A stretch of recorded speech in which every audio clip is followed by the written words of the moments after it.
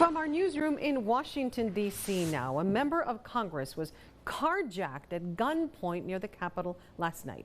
Texas Congressman Henry Cuellar says physically he's fine and his car was recovered, but the incident draws attention to the intensifying issue of crime in D.C.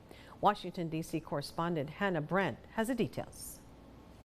In a scary late-night confrontation about a mile from the Capitol, Congressman Henry Cuellar says he was surrounded by 3 armed attackers. Looked at one with a gun, another with a gun at the one behind me.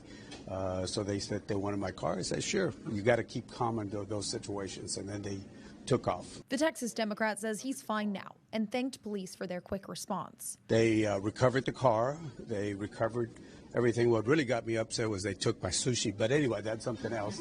Despite Cuellar's sense of humor, his experience brings attention to the capital city's serious crime problem.